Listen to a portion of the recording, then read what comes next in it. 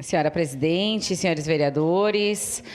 eu queria falar ainda da questão da saúde, né? A gente tem algumas situações, estava falando com o Gleison lá da UPA Zona Norte, a gente tem um senhor lá que está aguardando, né, há 8 dias, hoje é 9, no caso, 9 dias, um leito, então são situações gravíssimas, a família nos mandou as fotos, mas realmente são situações muito complicadas e que a gente precisa de alguma alternativa, né? E principalmente agora, né, nessas questões de frio. Falar também da UBS do Cruzeiro, vereador Iago,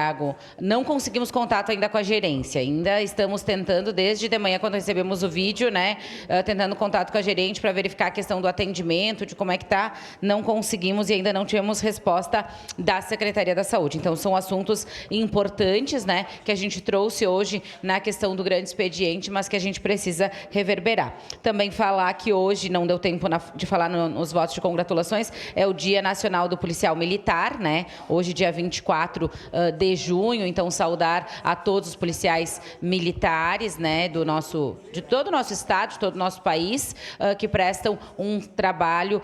muito bom para a sociedade, que a gente precisa muito de vocês. E para finalizar, eu queria agradecer ao Lima, né, da Codeca, que fez na semana ainda que passou a questão da roçada com a sua equipe lá no Praça do Sol, onde a gente havia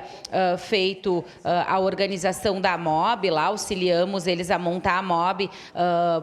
Praça do Sol e também encaminhamos as demandas, né, que uma delas era a questão da roçada que a comunidade estava nos pedindo. Por ainda ter poucas casas, poucas residências, ainda não existia o contrato de roçada lá, foi feito com o secretário Weber e agora, então, atendido pela equipe lá do Lima, lá da Codeca, então eles fizeram toda a roçada. Também agradecer ao Fernando, que tem nos atendido com a questão, principalmente das coletas de lixo seletivo e orgânico na nossa cidade. Então,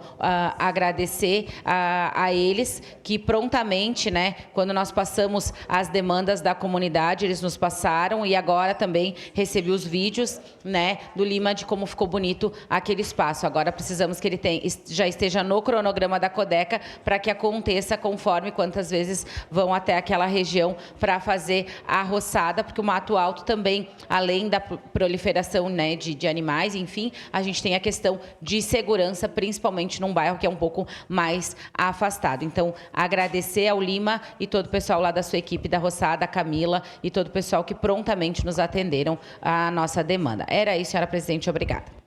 Obrigada, vereadora Daiane. Com a palavra, vereador